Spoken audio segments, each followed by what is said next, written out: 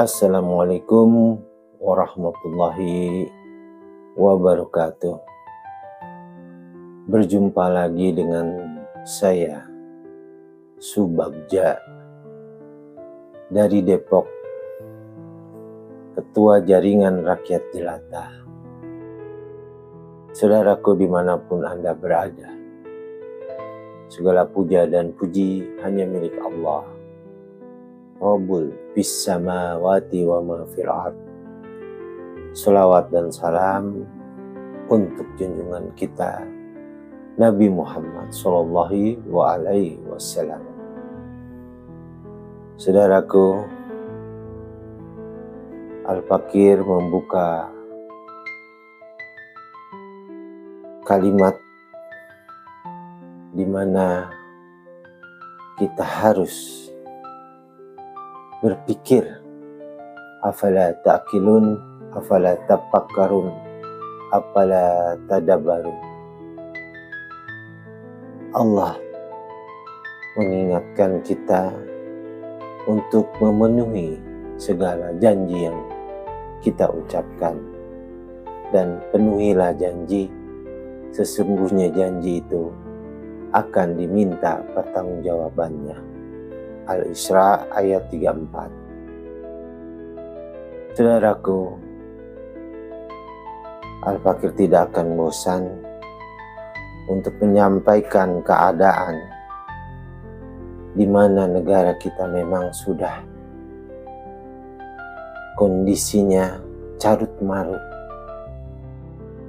Swasembada beras alhamdulillah sudah terlaksana, tapi para pemain-pemain spekulan terus bermain sehingga harga beras di pasaran tetap tinggi.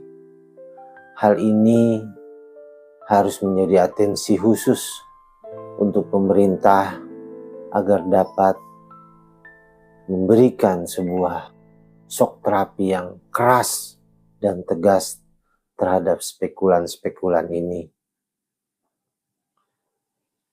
Di tengah-tengah kesulitan dan penderitaan rakyat yang tidak pernah kunjung berakhir, lapangan pekerjaan sulit, mencari uang sulit, harga-harga kebutuhan dasar manusia seperti sembako tinggi selangit. Mengapa ini terjadi? Dikarenakan ada sebuah yang rusak, yaitu hati. Kalaulah segumpal darah ini baik, maka akan baik. Tapi kalau segumpal darah ini rusak, maka manusia itu pun akan rusak. Saudaraku, Al-Fakir hanya menyampaikan bahwa untuk merubah ini semua tidaklah sulit kalau memang benar-benar ada keinginan untuk merubahnya. Al-Fakir contohkan, kalaulah kebutuhan dasar manusia yang paling sangat mendasar adalah pangan, maka seharusnya pemerintah mensubsidi bagaimana proses dari pangan itu menjadi sebuah proses yang murah. Antara lain menjual bibit padi yang murah, menjual pupuk yang murah, dan memberikan pinjaman dengan pinjaman yang murah. Al-Fakir contohkan, kalaulah petani-petani itu, nelayan-nelayan itu ingin mengadakan suatu usaha, mengembangkan dirinya untuk menjadi seorang yang mandiri, maka pemerintah wajib untuk memberikan insentif pinjaman yang murah dengan skema syariah tentunya, yang tidak terkontaminasi oleh riba. Seperti pemerintah meminjamkan uang sebesar 100 juta kepada para petani atau para nelayan yang berorientasi kepada ekspor, entah itu ekspor ikan, udang, lobster, atau lain-lainnya. Begitu juga para petani untuk ekspor beras atau hasil olahan beras atau sejenis produk pangan yang bila mana diolah dengan baik maka negara-negara di luar dari Indonesia ingin membelinya. Pemerintah wajib untuk memberikan skema pinjaman yang murah. Dari 100 juta itu, pemerintah tetapkan bahwa keuntungan dari sebuah produksi ini sebesar 10 juta dalam setahun, maka pemerintah mengadakan sebuah akad musyarakah di mana 10 juta ini dibagi dua. Pemerintah 5 juta dan petani serta nelayan 5 juta. Maka dari 100 juta itu, kewajiban para petani, kewajiban para nelayan hanya 5 juta untuk memberikan kelebihan kepada pemerintah.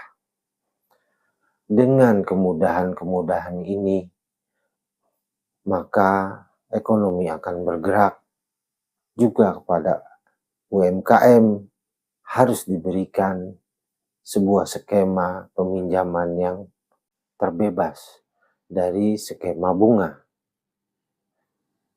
Katanya KUR di Indonesia sudah tidak perlu lagi menggunakan jaminan sertifikat. Tapi kenyataan yang ada di lapangan, dan ini benar-benar real, bahwa meminjam untuk berusaha UMKM sangat sulit. Boleh pemerintah melakukan sebuah investigasi secara intelijen bagaimana sulitnya bank-bank himbara, himpunan bank negara. Mereka dikasih 200 triliun oleh Menteri Keuangan, tapi kenyataannya distribusi kredit itu tidak ada. Kenapa tidak ada? Likuiditas atau uang yang berputar di masyarakat sedikit. Likuiditas berada di dalam kondisi yang kritis di tengah-tengah masyarakat. Lalu kemana uang ini? Uang ini kebanyakan oleh para banker yang berkhianat terhadap pemerintahan Bapak Haji Prabowo yang ikhlas. Mereka memberikan uang ini kepada BI sebagai deposito sehingga mereka mendapatkan keuntungan sepihak dengan membeli surat berharga negara. Lalu negara memberikan bunga kepada para banker ini yang dimana uang itu pun dari negara. Menjadi sebuah polema atau sebuah polemik yang tidak bisa diterima oleh akal sehat siapapun di negeri ini. Jadi perputaran uang menjadi sebuah perputaran lingkaran setan. Departemen Keuangan memberikan suntikan kepada himbara, tapi himbara tidak mau menyalurkan karena berisiko akan macet.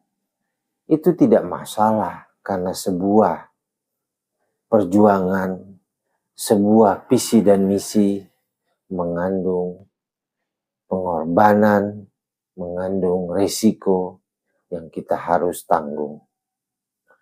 Negara-negara maju seperti Vietnam, mereka mensubsidi petani, nelayan, UMKM-nya agar maju. Mereka bisa menjadi maju karena ada keinginan dari manajemen state atau manajemen yang diatur oleh negara untuk memajukan rakyatnya. Untuk itulah Al-Fakir menyarankan kepada seluruh rakyat Indonesia, mari kita dukung pemberantasan korupsi, baik korupsi yang terang-terangan bahwa kita harus terlepas dari sebuah mekanisme setan yang membelenggu rakyat dan bangsa Indonesia. Korupsi yang paling berbahaya adalah korupsi yang tersembunyi, yang dilakukan seperti yang tadi Al-Fakir katakan. Tidak menyalurkan kredit kepada rakyat, tapi menaruh uang itu di Bank Indonesia. Karena dengan membeli surat berharga bank, surat berharga negara SBN ya, maka mereka mendapatkan keuntungan tanpa berisiko. Inilah yang menjadi sebuah koreksi agar ke depan kita mau memilih pemimpin yang benar-benar keras dan tegas. Saya berkeyakinan Bapak Haji Prabowo adalah presiden yang ikhlas. Namun Bapak juga harus hati-hati dengan keadaan yang sekarang. Mungkin ini adalah trik dan intrik bagi mereka yang ingin menjatuhkan kedudukan Bapak sebagai Presiden Republik Indonesia. Untuk itulah Al-Fakir berdoa semoga Allah melindungi Bapak Haji Prabowo dari tangan-tangan jahat, tangan-tangan hianat, tangan-tangan rakus yang ingin mencelakakan Bapak, sehingga Bapak tidak bisa membela lagi rakyat Indonesia.